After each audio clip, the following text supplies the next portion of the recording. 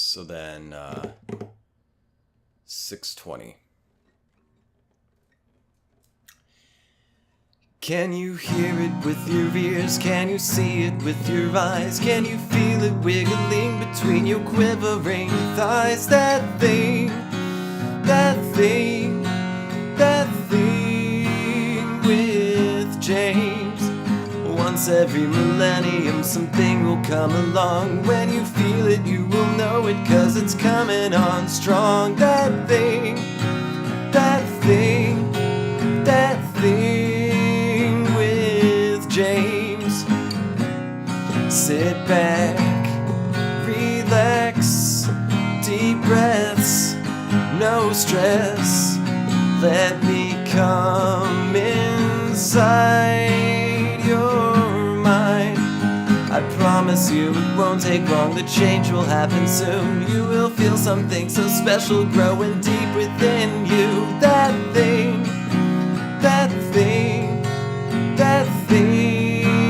with James. That thing with James. That's me. Hi, welcome to episode, 14 of That Thing with James J. Asher II. That's me. I'm doing another solo episode. Try to get some guests in here. Didn't try too hard, clearly, so it's just you and me again, baby. You and me. You and me. Let's play a little more. I feel like plucking around. Let's pluck this chicken, huh? Let's pluck it. Fuck it, let's pluck it. Alright.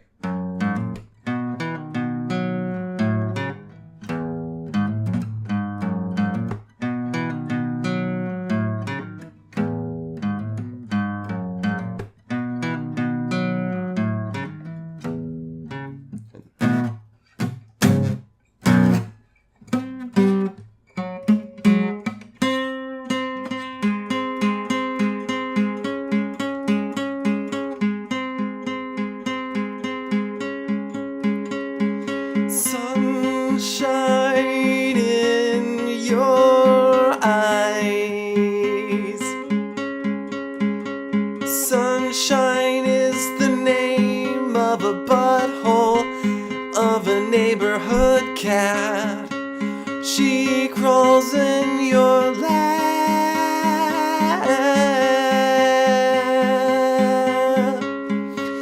puts her winky little butthole, yeah, her stinky little winky in your eyes, in your eyes, in your eyes. Sunshine,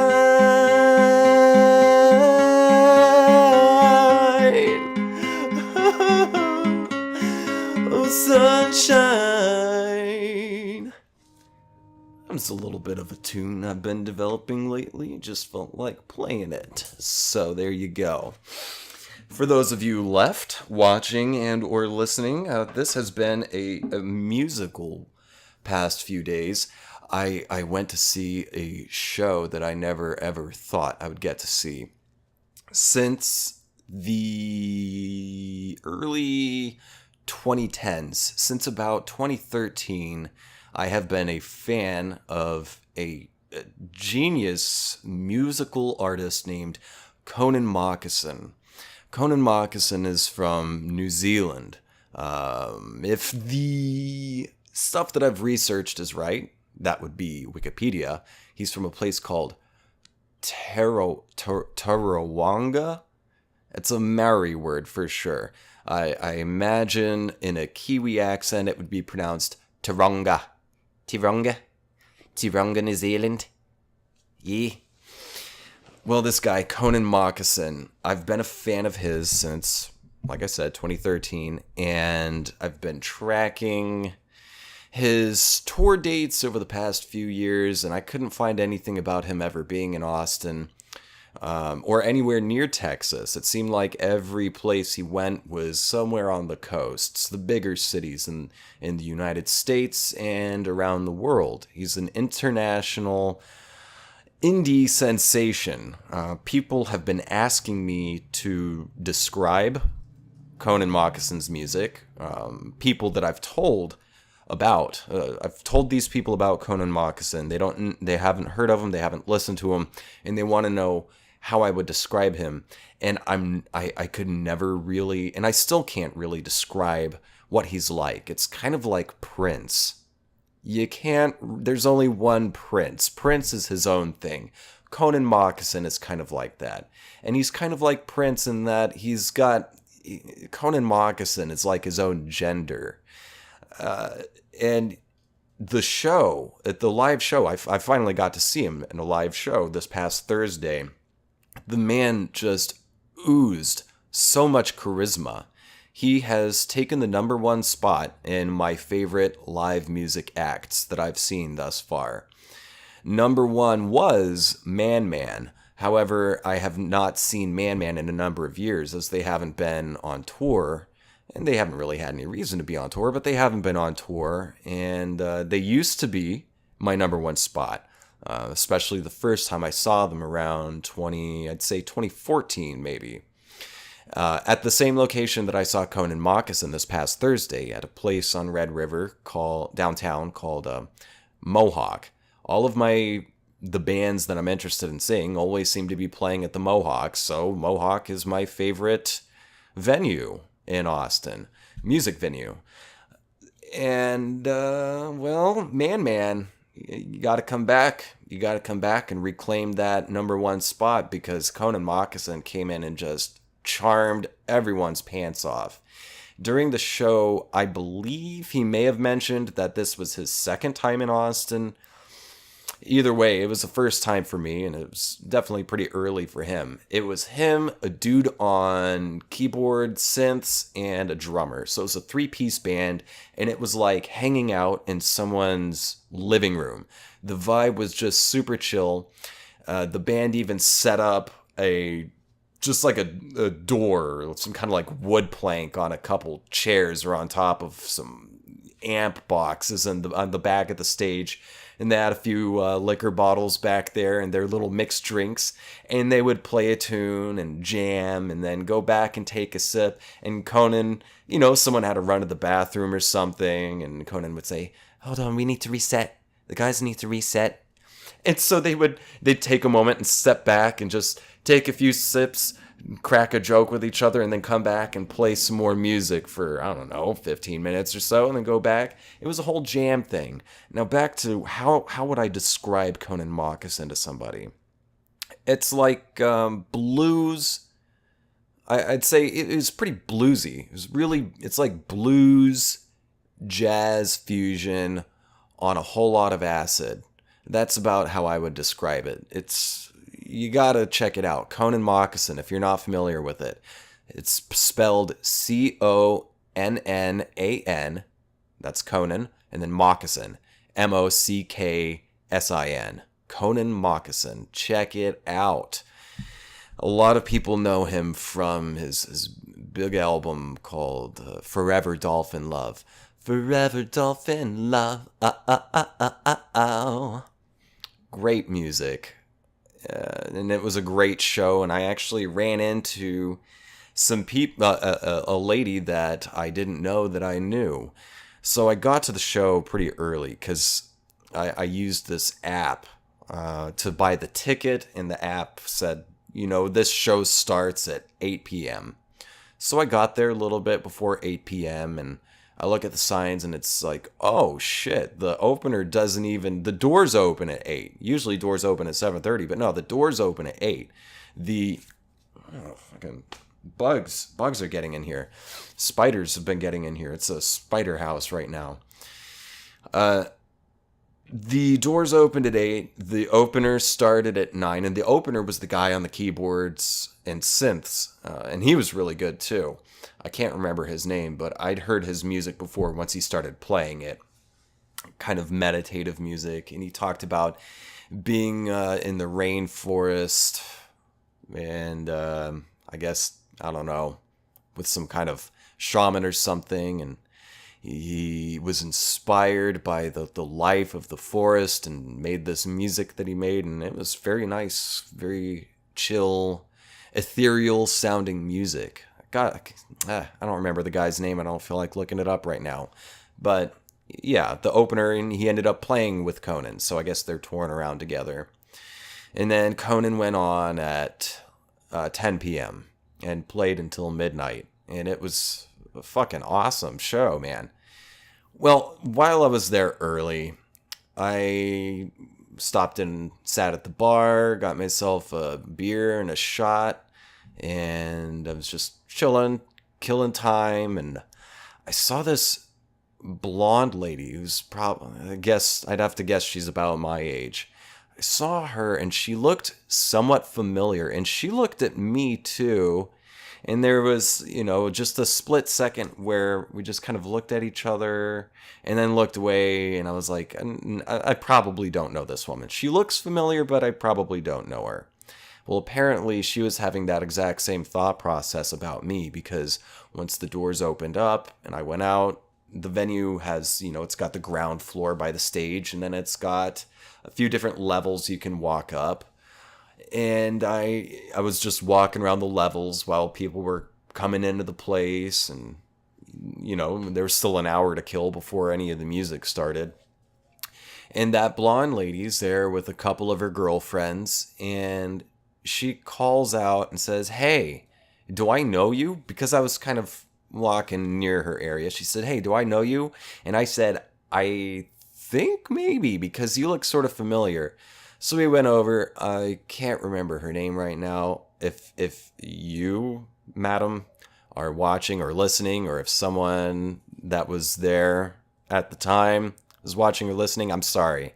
I forgot your name again. I remember your face till the day I die, but I forgot your name already. But we had worked together, it turns out. I had done some Dell commercial that she was working on a couple years ago or so, and I feel like I'd worked on more stuff with her before. She was on the production side of things. And so I sat down and just kind of hung out with them. Hung out with her and her girlfriends. So that was my hangout group. Because I went to this concert alone. And that's usually how these things turn out. I just usually end up going to shows alone. It's nothing to be sad about. I kind of like it. It's nice. I go out alone. And every single time I go out, I always just somehow end up hanging out with strangers or running into people that I know. In this case, it was a little bit of both. I ran into someone I knew and became acquainted with her girlfriends, who were strangers to me. And then we're not strangers anymore, and we're all friends, and they were all on the production side of production shit in Austin, and so we all talked. And yeah, it was my little running crew for the night. Really interesting stuff. Really interesting stuff. Have I lost you yet? Because I'm boring myself with this story. So at the end of last episode, I mentioned that I had a gig coming up the next week. Well, this is that next week that I mentioned. It was a gig for a company that I'm not going to say the name of, because I don't know. They didn't have me sign a non-disclosure agreement or anything, but I don't want to push it. But it's a delivery service. It's an app. So I did a commercial for them. I worked a couple different days, and it was a couple different stories for these two shoots. I shot on a Monday and I shot on Wednesday at two separate locations, and I played two separate characters at both times. And I got to work with some people that I knew already, that I've worked with before. Not the blonde lady that I ran into at the concert, though. I worked with some people I knew, met some new people. Interesting stuff. Interesting stuff. I don't really know what to talk about. I was kind of hoping to have a guest today. Maybe I can think of something to talk about. Let's see here. What can I talk about? What would be interesting right now? Moon Tower Comedy Fest is going on right now. I have not gone to see any of it. I almost went to see an acquaintance of mine perform at the Paramount Theater downtown on Congress last night.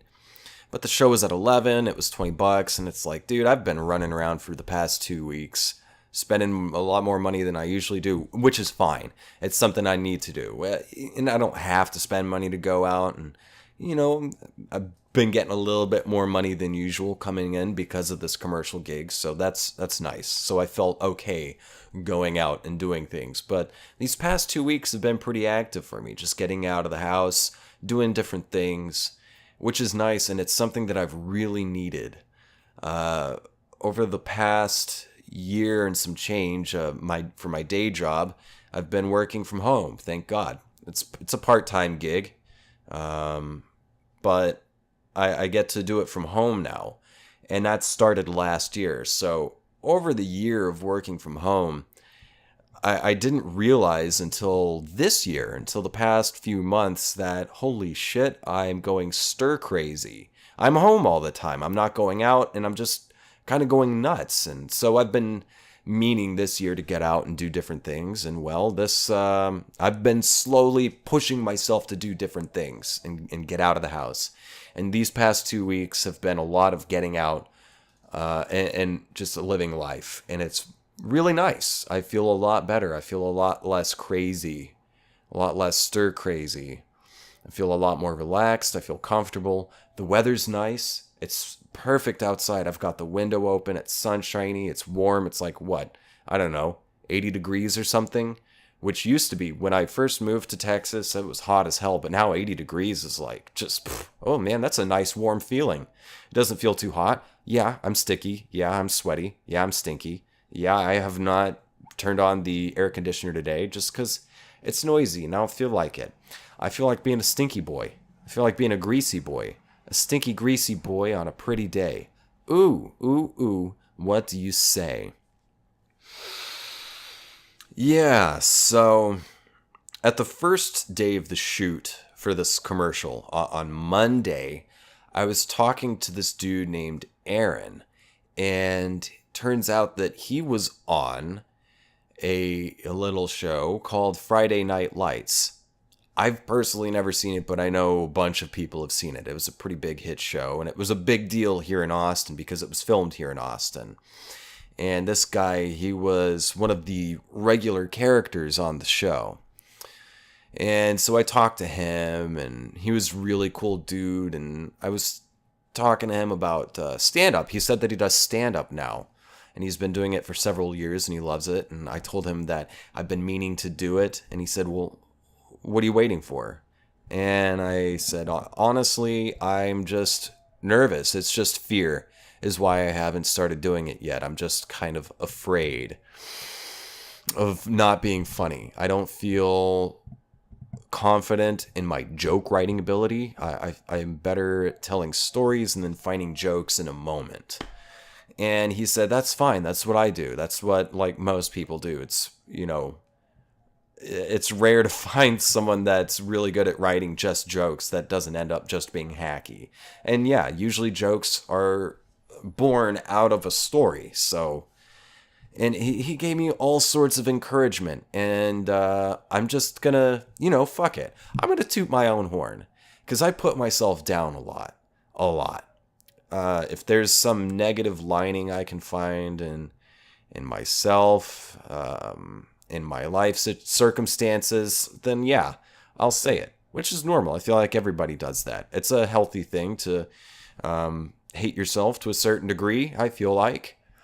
But it's a very fine line between healthy and not healthy. And it's hard, especially in a creative realm, and the people who tend to drift into the creative world tend to have some personal demons, some self-hatred. Even if they're like total ego cases, usually the people that are total fucking ego cases, they're the ones who are the absolute least confident because they're overcompensating for something. The worst kind of dumb asshole is a dumb asshole who doesn't understand, who doesn't even realize that he's a dumb asshole. It's kind of like that with some ego cases. It's like, you're the most damaged because you don't even realize how damaged you are and how you're hurting other people with your ego divaness. I'm not talking about anyone in particular here. It's just, it's just a thing. It's just, you've run into people like this in your life, probably. Well, yeah, I was talking to Aaron about stand up, and he gave me this pep talk, which is great because he said he used to be a coach, if I remember correctly. And he gave me the coach talk that I've needed, and I'm just going to toot my own horn. Fuck it. I'm going to toot my own horn here. He said I've got the right look. He said I've got a good look that's palatable for Austin. He said, "How old are you?" I said, "I'm 31." He said, "Perfect. You're not too young. You have life experience. You have things to talk about. You understand some things. So you're in a good place. You're at a good age range. You've got a great look. You got a great personality, and you seem to have the comedic timing." And then as the day progressed, just hanging out with him, I would just fucking tell him stories like I tell everybody stories, like I tell you stories. And he was like, dude, you're fucking made. Don't hesitate. Just go out. Just do stand up. Just do it. Like, go out, go sign up for an open mic, and just get up there. There's nothing to wait on. And just jump in, because that's the only way you're really going to figure it out. You can write stuff on your own, but until you start and regularly start getting back up, get up on the stage, behind the mic, get it in your hands, in your mouth, just start doing it, and then you'll figure it out.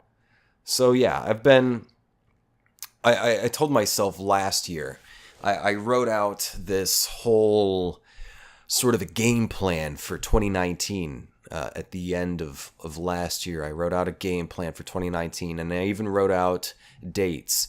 So this is April. I told myself that by April, I would be hitting up at least one open mic a week. Well, April's almost over, and I have not gone to any open mics. I haven't even signed up. I've gotten close, man. I've gotten close. I've gone on the websites and I've looked up the contact info and the days that these various venues have their open mics. And I almost signed up, but then I came up with some little excuse to keep myself from doing this different thing. I came up with any little excuse, like, oh, I'll do it next week, because you know what, today I've got to go, make dinner tonight. Or maybe I don't have anything written out yet. Maybe I'll work on this thing and I'll go up next week. And then inevitably next week comes along, and then some other thing comes up. And then another thing comes up. Sometimes these little things are out of my control. These things are scheduling issues, like auditions for a commercial for a food delivery app. Or other things that I just make up, like, oh man, I was up way too late last night. I guess I'll just do it next week. And I just keep procrastinating instead of just going to an open mic. And I need to stop doing that. And a lot of that was just me psyching myself out and procrastinating out of fear of change. There's this writer named Steven Pressfield.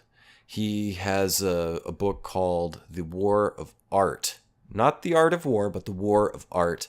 And he has a follow-up book. I actually haven't read The War of Art, but I read the follow-up book that I can't remember the name of, but I've got it stuffed somewhere deep in the stacks of other flotsam and jetsam that's stuffed up underneath my bed. But Steven Pressfield writes about primarily for artists, but this sentiment can apply for anybody in any field. And the idea revolves around resistance. Resistance. Anytime you want to pursue something, anytime you have a goal, be it lofty or sometimes small, but the loftier the goal, the more resistance you get. Well, anytime you try to change things up, to break out of the status quo of your life, you will meet with resistance. It's inevitable. You will have your own internal resistance, and you may have external resistance. People in your friend group may kind of push back. And maybe they don't know it, but maybe people in your circle, in your friends group, or in your work circle, in your family circle, people who are close to you, who you're involved with, may, be it consciously or not, push back against the change that you want to make. Maybe you don't want to go hang out and do your fantasy football thing anymore because it gets in the way of, say you want to start sculpting. Say you want to do stand-up and you want to go to open mics, and your fantasy football thing is scheduled on the day that the one open mic in your town is going on. And, fantasy football is fun, but maybe you're not into it. Maybe something about stand-up's calling you. I'm not speaking of myself necessarily here. I don't give a fuck about fantasy football. I don't give a fuck about sports. Okay. But, say you want to break out of that routine, and your friends may push back and they'll say, what the fuck? We're relying on you. You're different, man. You're different. You used to hang out, and now you've got these, you're wearing this hat now? Who are you wearing this fucking hat? Like a fedora? Really? You're wearing a fedora? Who you think you're fucking... Do you think you're Frank Sinatra? Do you think that you're... who else wears fedoras? Dick Tracy? Who the fuck are you wearing this hat? And you think you're funny? I mean, yeah, come on. That's a lot of work. Just come hang out with us. That's resistance. I feel like I'm not doing a great job of describing resistance here. So I'm going to reset. Just like Connan Mockasin and his gang. I'm going to reset, and I'll be right back. And we're back. That was a good reset. I had to pee, just so you know. I'm sure you wanted to know about that. So yeah, I was talking to Aaron at this shoot on Monday. He was very encouraging. Talked me up, gave me all sorts of pointers, and mostly it was just the encouragement. The good coach pep talk that I didn't know I needed, but fuck, man. He gave it to me, and I needed it. And so I was like, I'm gonna do it. That's it. I'm fucking doing it. No more hesitating. I'm the only one stopping me. That's it. I'm the only one stopping me, because anyone else I've told about this has been encouraging me to do stand-up, to just start going to open mics. And, I would have done it this week, but the Moon Tower Comedy Festival is going on right now. And I'm kicking myself for not getting one of those passes ahead of time, but it didn't even occur to me until the day of. And there was a show last night that I almost went to go see, but I didn't go because it was at 11 p.m. and I was already fucking worn out because I've been wanting to get out, like I said, and these past 2 weeks, also, like I said, I got to get out. And I've just been running around a lot, and I was like, I'm spent. I think it would be best if I just stay home because I'm feeling a little cranky and tired. So I stayed home, and I'm glad that I did because I'm feeling well rested today. I had bagels. I had a Nova Lox bagel sandwich today. Delicious Nova Lox bagel sandwich. If you're ever in Austin and you need to get a good bagel, check out Holy Bagel. It's down on, I believe, William Cannon, off of Loop 1 or whatever. These highways in this town have like 4 different names for each one, so I always get confused about, what's the fucking 290? 183? Which is the toll road? I have no idea where I am. This is a spaghetti highway system, so it's easy to get lost. Anyway, yeah, I'm feeling well rested today, and I've committed. I'm just gonna fucking do it. And I'm telling you right now, next week, by the next episode, I'm going to have an open mic story for you. I'm telling you right now, not because I do care about your opinion, but I'm doing it just to light a fire under my own ass so that I just get out and just do it instead of being afraid and just continuing to hide. Because I feel like stand-up is the outlet that I need. Something about it. Like, I'm getting the calling. Something in my subconscious has been speaking to me. It keeps coming up in my mind, and all signs keep pointing toward, and I get people that I run into at auditions and stuff, people like producers and stuff like this saying, do you do comedy? Do you do stand-up or improv? And I say no. And they're like, why the hell not? Just do it. And I'm not saying that because I think I'm funny. I'm saying it because I know I'm funny and extremely humble. Thank you. Thank you.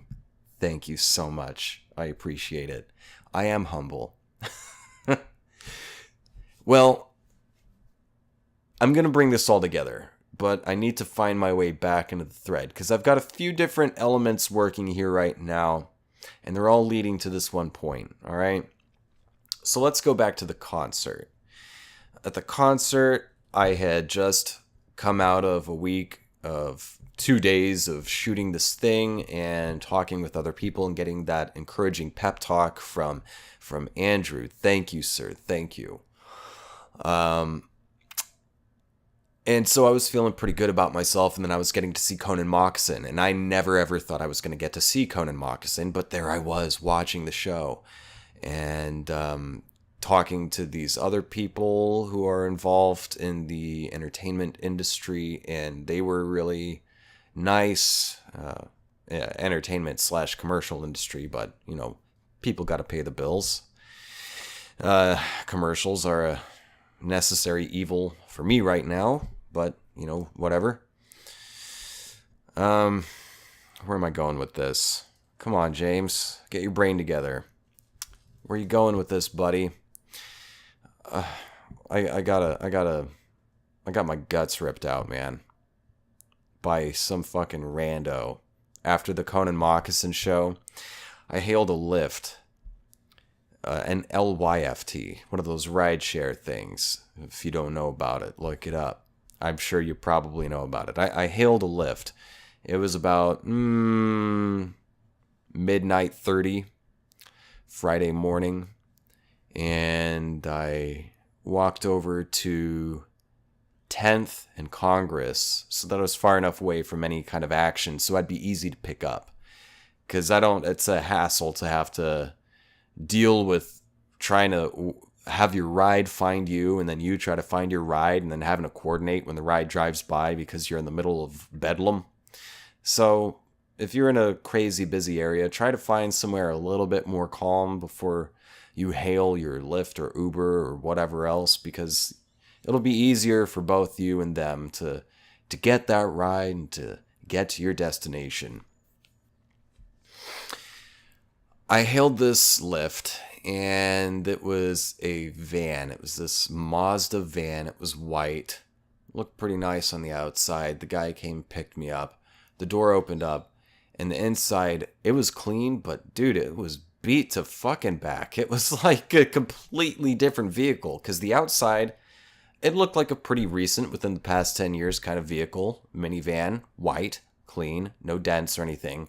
But the inside just looked like a fucking got beat to hell and back. And like I said, it was it was clean in that it was uncluttered. It did not need a vacuuming, but the faux leather seats were just, I didn't notice any tears necessarily, but it was crackling. It was aged. It had like human skin when a human ages. It lost moisture and elasticity, the interior of this minivan.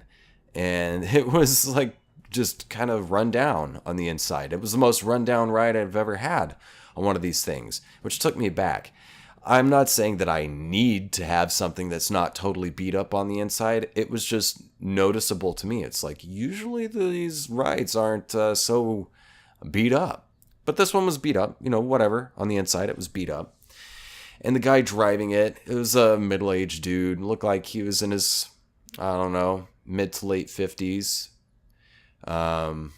White guy, blonde hair, kind of a... There was something about his vibe. I don't know what words to use. I can't quite... Well, I think I can put my finger on it. And the best way to explain it is to tell you what went down. So I get in. I asked the guy how his night's been. And he said, it's been pretty busy. And I said, on a Thursday night, is it usually busy? He said, yeah, Thursdays are kind of like Fridays. Like Thursday through Sunday. Those are a busy 4 days. People start partying Thursday night. And I get that. You know, when I was in college, I used to start partying Thursday night. So, no, I get it. And I asked him, had he been driving for Lyft very long? And he said, oh, just like not long, just about a month and some change. I said, really? And he said, yeah, I'm on a break right now, so I'm just driving Lyft and getting some extra cash until the end of May. I said, on a break from what? And he said, oh, I'm an executive producer of this show. I forget the name of the show. I'm not even sure if it's gone out yet, but it's a Travel Channel show, he said. He told me it's a Travel Channel show, and it's like Frontier Cuisine or something like this. And the dude said, you know, he was an executive producer of it, and they were on break from filming right now. They had just finished filming the stuff they'd need for season 1, and in June, they will start filming for season 2. And so during that break, he was driving for Lyft, and just to make some money. He said he was in town from Honolulu, in that they had been filming in Texas, but next they were going to Colorado, yada, yada, yada. Executive producer stuff. I said, like, okay, that's cool. Yeah, cool. And I asked some shows about it. And then when it seemed pertinent to the conversation, or it flowed, I didn't say, oh, I'm an actor. You know, it just seemed like a natural place for the conversation to go. I wasn't trying to seek attention from him. It was in my head, and I felt like I had to say it, and it seemed like a natural part of the conversation. So I said it. And I was like, yeah, that's cool. I'm an actor. And he said, what the hell are you doing in Austin? And I told him, well, I came here just after college because I didn't really feel mature enough after school. I didn't feel mature enough to go out to New York or LA and not fall flat on my face. So I came here to get some life and work experience. And I was kind of torn between here and Chicago because I had college friends moving to both cities. And from my understanding, Austin was a little more involved with film stuff. So I chose to come here. And and the thing about not being mature enough, I was totally right. I didn't tell him this, but I totally came here and fell flat on my fucking face, man. Totally did. And I feel like I'm still catching my stride. So, and I hope I continue to catch my stride. I hope my stride keeps developing and that I keep catching it. You know what I mean? I hope you do. I'm talking to a camera. I don't know why I said, do you know what I mean? I'm talking to a camera and a microphone. Do you know what I mean? Dead air. Well, he said, what the hell are you doing in Austin? And I told him what I was doing here. And he said, what do you want to do? Do you want to be a host? I was like, a host? Yeah, do you want to be a host or do you want to be like an actor? I said, I do not want to be a host. I want to be an actor. And I told him it seemed, pertinent to toot my own horn. I tell anybody whenever I can. I have a master's degree in theater. And I don't feel like, I say it tongue in cheek. Because, yeah, it is an ego thing to say. I have a master's degree in theater. Where'd you go to school? Oh, God. He said, where'd you go to school? And I could tell this was already going to be a bad fucking conversation. Because this dude was starting to come off to me like one of those people who tends to turn their nose up at people who say, well, Oklahoma State. Okay. Okay. Yeah. Okay. Oh, sorry. I didn't go to Juilliard. My bad. I'm sorry I didn't go to Juilliard. My bad. I'm sorry I don't live up to your fucking standards, stranger. Driving a beat-up minivan for Lyft for the month of May. Into the end of month of May. Anyway, I've already told this story on Instagram because I was really pissed about it yesterday. And so I'm trying to salvage it and make it a little bit different. I feel like it was a lot more succinct yesterday at Instagram stories, but whatever. Yeah, this guy said, where'd you go to school? I said, Oklahoma State. I got my master's in theater. I came here to do acting stuff. And he said, well, if you want my opinion, God, dude, I didn't want your opinion. But he said, you want my opinion, you need to just go out to LA. Because being in Austin's not going to do you any good. Any experience, there's not any experience for you here. It's not going to do you any good there. If you really want to make a go at it, you need to go to LA. He said, acting is a young person's game, and you're not getting any younger. He didn't ask me how old I was, so I have no idea how old he thought I was, or how young he thought I was, but he said, you're not getting any younger, so you need to go out there, like, tomorrow, because it's a young person's game. They take you when you're young, and then you grow old in the industry. And I get that this guy was not trying to be a dick. He was trying to be helpful. I get that. However, his perspective, I feel, was a perspective that, many people have. And it's it seemed a bit like a cynical perspective. And I'm not a cynical kind of a person. The cynicism comes from the idea that you have to be young and that you have to have a certain look and you have to do... the first thing he asked was, do I want to host? Fuck you. I don't want to host a show. I don't know, like, are there actors out there who, like, studied hard and, like, want to act, like, want to be artists, want to hold a mirror up to society? Are there any of those people out there who say, yeah, I want to host, too? I get that a hosting gig may be pretty fucking cushy, but that's not for me, dude. I'm a pretentious artiste. Fuck hosting.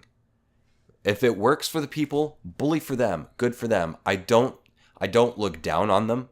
I don't look down on the job for those people who take hosting jobs and who like them and who want them. I don't look down on them or the job for them. But the job for me, I look down on it. That's not for me, man. I don't care. You can offer me all the money and job security and everything, but that's just not my thing. That's not my personality. That's not my chemistry, okay? I'm an artiste. I'm a temperamental, egotistical diva, artiste, and people should not assume that I ever want to fucking host a thing, dude. So he says, you got to be young. You got to go out there when you're young, because the older you get, the less they're going to want you. You're not going to get anywhere. He said, if you've got the confidence, I'm skipping it. I'm skipping a part. He also said, I've got all sorts of friends in Broadway. I have all sorts of friends who live in LA, who are involved in film, television. I've got all sorts of friends. You just need to go out there and do it, because you're not getting any younger. And if you think you can do it, if you have the confidence, then you should just go out there and pursue it. Because, there's no reason not to. You got to have the confidence. You got to have the confidence. If you don't have the confidence, then don't do it. But you got to have the confidence. So if you feel confident, and if people perceive you as confident, that was another thing. It wasn't just enough that I feel confident. It's that other people have to look at me and say, that's a confident guy. So, okay. So by his standard, I'm too old, because I'm past 18. I'm too old. Got a bald spot working at the crown of my head. I'm self-deprecating. I'm skinny. I'm not skinny, but I'm thin. I'm svelte. I'm not Brad Pitt, dude. I'm not fucking Brad Pitt. And this is what I've got. I'm 31 years old. I live in Austin. I've got a goofy disposition and I've got a goofy outlook, but I'm not cynical. I'm an optimist.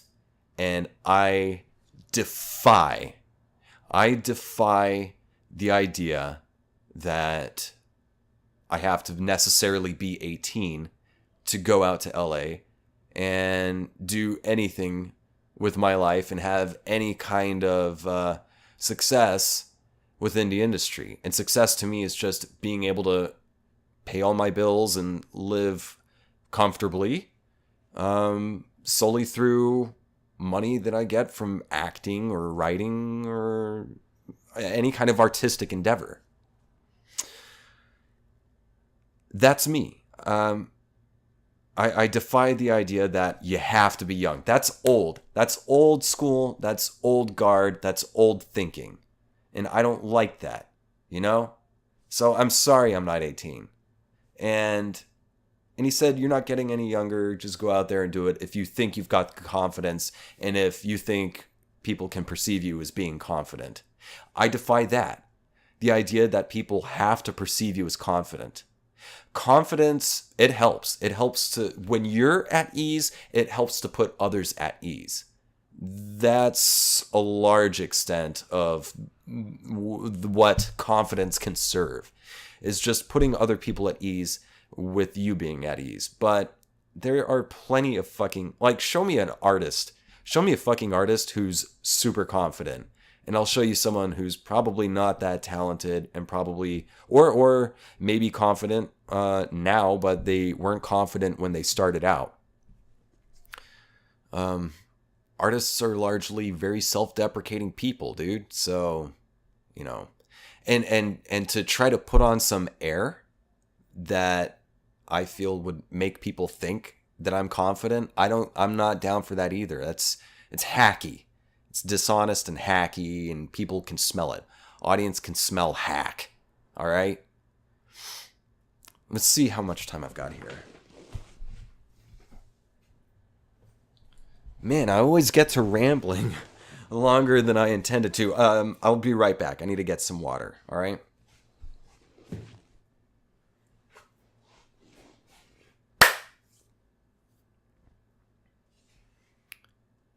I'm back. For those of you watching, yeah, I'm not wearing a shirt right now because it's getting pretty damn warm in this apartment. Maybe that's why I'm having a hard time keeping a solid through line on the story. I'm just sort of meandering, I feel like. So, back to the story. All right. Go to Connan Mockasin. Feeling really good. Feeling encouraged, emboldened. Feeling like I am in the right place. Because I often have this fear that I am delusional and that I do need to be living in Los Angeles, and that I'm wasting my time in Austin because there's not enough work for me here that I know about. That I'm just spinning my wheels and ultimately setting myself up for failure. After getting the encouragement from Aaron and the encouragement from this lady, Allie, who I also worked with on Monday, I was feeling pretty good about myself. And then I went to the concert, and I was talking to the blonde lady that I'd worked with before and her girlfriends. And the blonde lady said I was really good at my job. And, I was just feeling really good. And I felt like, maybe I am on the right path. Maybe my plan for coming here and doing things in a certain way and following this game plan that I've laid out for myself, kind of in a broad sense when I first moved here, and then in a very solid sense at the beginning of the year. Like I said earlier about how I outlined things I wanted to do this year to help my career and to help me grow as an individual and as an artist as well. After the Connan Mockasin show, I was feeling great, and then I got picked up in the beat-up minivan by this supposed executive producer of this show, this travel show that's about like cuisine, trying out cuisine from around different rural areas in different states and in different countries. And this guy, he was very much in send mode, and he was very much of the old school of like, be confident. He had a very like a square kind of a vibe. He was definitely talking like a suit, saying, Even when I told him that I studied theater, he said, "What plays have you been in?" And I told him the plays I was in, and I had tried to form the sentences as clearly as I could. And I told him, I was like, man, I just came from a concert, so my brain is mush. I was stoned to the bone. There was a lot of smoking at the Connan Mockasin show. I mean, even if you didn't smoke, there's no way you were walking out of that place not high. Well, you know, I told this dude the fucking plays I was in, and I was in some pretty notable plays in school, and he just was not impressed. I would tell him, and, looking at him, because I was sitting in the back, but sitting at a kind of angle where I could see his face. I could see enough of his face that I could see his expressions. And he was just not impressed. It was almost, not quite as snooty, but almost as snooty as the guys running the Denver Conservatory that I tried to get into before I got into grad school at Oklahoma State. He was not impressed. You weren't in Angels in America? Okay. Just kind of like, oh, who are you? Where are you from? Who do you know? What plays have you been in? Oh. Well, you're not getting any younger, and you just need to go out to LA because that's where you need to be. You're not doing yourself any good being here. There's nothing for you here. And, if you feel confident enough, just go out there and do it. And, that just kind of blew up all of the good feelings I was having after the Connan Mockasin show. Because I was right back to, I was like, this guy's he's an executive producer. And he knows people in Broadway and other things. And clearly he has a more intimate understanding of the industry. And surely his word, his opinion must be more on point than my instinct, than my intuition, than my logic and reasoning. Surely he must be more on point than the other people who have been talking me up this past couple of weeks. And so I was feeling like shit. So it was Thursday night. So I got the ride back on midnight 30 Friday morning. So I wake up, do my day job duties, and I just cannot stop thinking about the guy, that supposed executive producer, driving a beat-up minivan for Lyft, getting some extra money for a few months, 2 or 3 months, while he waits to film the next season of his travel show on a channel that strongly features travel. And just, it gutted me. I could not stop thinking about it. This is Saturday right now. I'm recording this on Saturday, the 27th of April, 2019. Currently 7 p.m. And yesterday, Friday, I was gutted. And that's what took me to Instagram, because I just needed to tell the story. And so I told the story on Instagram, and my regular peeps, my friends, and a couple fans. I actually have a couple fans, which is fucking crazy, but like, I mean fans as in like people I haven't met, but giving me encouraging messages because I told them the story, like, this guy said all this stuff and it just felt like shit. Like, maybe I'm just fucking delusional and just wasting my time. But the thing is, just go out. And I think about it. Just go out there, man. Just go out to LA. But how many fucking people have done that? How many people in my exact situation have just gone out there and who couldn't find representation, are just working their day jobs, and maybe they could find representation, but the city's so expensive and they don't have the credits where they could just not really get a job that offers flexibility. They got to pay rent, so they have to have a job, and they have to work the job enough that they can pay rent, but the job gets in the way of going to auditions, so they can't even go to the auditions. They they get, it's a problem. I mean, that's a problem I had here in Austin when I started out. It was fucking tough to find my footing here. And the idea of doing that, again, in a city where I don't really know anybody, and I'd have to go through finding representation again and finding a way to, pay even more money. I'm barely surviving here, and I've got probably one of the cheapest apartments in Austin. And I split it with another person. So, and I'm barely, scraping by. So with what money am I supposed to move out there and then survive and not just fucking flounder? I feel like I'm building stuff up here in Austin, and I feel like it's working, and I feel like it's something that I don't necessarily need to be in a big city, especially with internet connectivity these days. And so I shared this story on Instagram, and I got messages from some very lovely, encouraging people saying, fuck that guy. Because I was saying, should I really listen to what some random supposed executive producer driving a fucking van for Lyft? I mean, the guy lives in Hawaii, and he's in Austin right now driving Lyft for money that I guess he needs, because I doubt that he would be driving if he didn't need the money. And looking back, the first thing he said to me when I got in there, when I asked him about how his night was going, was, well, I was hoping to be done by now, but they keep giving me rides.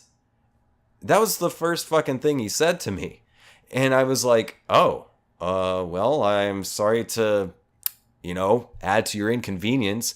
And he said, oh, no, you're fine. It's just, they keep adding rides. And I was like, can you not just clock out whenever? And he said, no, I've been trying to. It's just that Lyft keeps automatically adding rides, and you're one of them. I was like, okay. So that was kind of a dick thing on his side to say to a person to begin with anyway. It's like, oh, great, another one. Oh, you need a ride? Okay, fine. Like, dude, come on. Really? You couldn't maybe say that another way? But, I was thinking, should I really listen? Should I really let myself get so upset about some random fucking guy? And who the fuck is he? He's telling me I need to go out there, and that, I'm not getting any younger, and that I just need to go out there because I'm wasting my time here, and it's fucking absurd that I'd even think about coming out to Austin. It's absurd that I would try to get any kind of fucking experience. It's absurd that I'd try to make any kind of fucking credit or any kind of connections and networking with people, despite the fact that there's a lot of fucking crossover between here and New York and LA, mostly a lot of crossover between Austin and LA, which is the whole fucking reason I came here to begin with.